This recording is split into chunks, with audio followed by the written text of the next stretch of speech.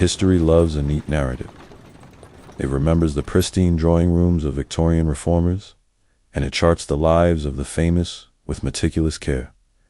But history often forgets its most radical architects because they were born in the dark. In 1825, in the absolute depths of New York's 5 Points, the most notorious slum in the world, a boy was born. He was the illegitimate child of a free black mother of mixed ancestry and a white father who abandoned them immediately. When the boy was just 6, his mother died of cholera.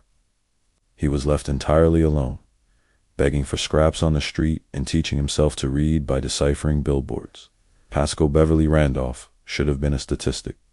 By all laws of 19th century America, he was defined, boxed in, and destined for an early grave. Instead, he became a global wanderer, a political activist, a self-taught medical doctor, America's first major hashish importer, and the father of American sex magic. He lived a life that sounds entirely made up. He was a man who crossed the Atlantic 3 times, advised Abraham Lincoln, founded America's oldest Rosicrucian fraternity, and wrote close to 50 books. Yet today, his name is spoken mostly in whispers. This is the story of Paschal Beverly Randolph, the mystical genius time tried to erase, and the modern world is finally rediscovering. By his 20s, Randolph escaped the slums by running away to sea as a cabin boy. When he returned to land, he took up the only professions widely open to a black man at the time: dyeing and barbering. But America was changing. A massive wave of spiritualism was sweeping the nation. People were obsessed with talking to the dead. Randolph discovered he had a gift. He became the barber orator. Randolph would step onto a public stage, close his eyes, fall into a deep trance, and deliver blistering, brilliant speeches. He claimed to channel everyone from Julius Caesar to Muhammad, giving over 2,500 speeches across the country. You have to understand the bravery this required. A black man standing in front of white audiences in the 1850s, dictating spiritual truths. He used spiritualism as a vehicle for absolute autonomy. But he was also a passionate abolitionist, speaking on stages alongside white and black leaders to demand the destruction of slavery. Randolph was too fiercely independent to stay in anyone's box.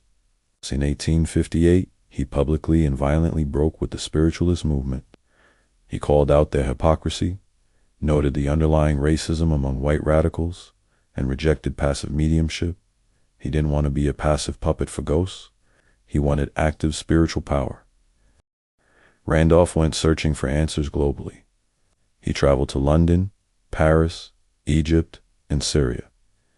Decades before the New Age movement popularized Eastern wisdom, Randolph was on the ground, studying with Sufi mystics, tracking down hidden lineages, and experimenting with indigenous remedies. In Paris, he discovered dawamesk, a rich hashish resin. He became the first large-scale importer of hashish into the United States, utilizing it as a medical tool and a catalyst for clairvoyance. He began practicing medicine, combining Native American herbalism with global esoteric secrets. When he returned to America, he brought back a synthesis of thought that shocked Victorian sensibilities. In 1861, in San Francisco, he founded the Fraternitas Rosicrucis, very first Rosicrucian Grand Lodge in United States history. But his first, most controversial achievement was his theory of magia sexualis, sex magic. In an era that viewed sex as a shameful, strictly procreative necessity, he weaponized it, arguing that the sexual embrace, when entered into with mutual love, respect, and high spiritual intent, opened a gateway to the divine. He championed women's sexual pleasure and bodily autonomy, and openly promoted birth control when it was illegal to talk about it. He believed that church and traditional marriage were oppressive forces that could be overthrown by a revolution of true love. When the Civil War erupted, Randolph threw his weight into the material world. He recruited black American soldiers for the Union Army. After the war, during the dawn of Reconstruction, at the request of President Lincoln, he moved to New Orleans under the Freedmen's Bureau, running schools to teach literacy to newly freed slaves. Yet, His life was plagued by a relentless, grinding shadow. He vacillated painfully between proudly claiming his black identity and by claiming Native American ancestry to survive a deeply racist society. In 1872, he was arrested and put on trial in Boston, falsely accused of promoting free love. Though acquitted, the trial ruined him financially. A catastrophic fire in Boston later that year burned his inventory of self-published books to ash. Hounded by poverty, plagued by betrayal, and believing his intellectual property was being stolen by rivals, it's believed he took his own life in Toledo, Ohio, at the age of 49.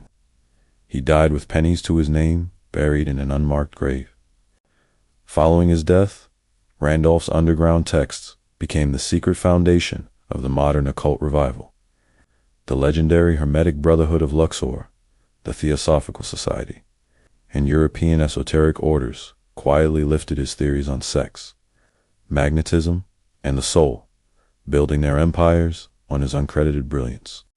Randolph is the foundational figure of Black American esotericism, but also a guru operating a century ahead of his time. When you look at modern movements for sexual liberation, bodily autonomy, the reclaiming of holistic medicine, and alternative spiritualities, you are looking at the echoes of P.B. Randolph. He looked at the brutal limitations imposed upon him by a hostile world and chose instead to map the stars, the soul, and the human heart. Randolph spent his life searching for utopia. In the end, he didn't just find it, he left us a map to build our own.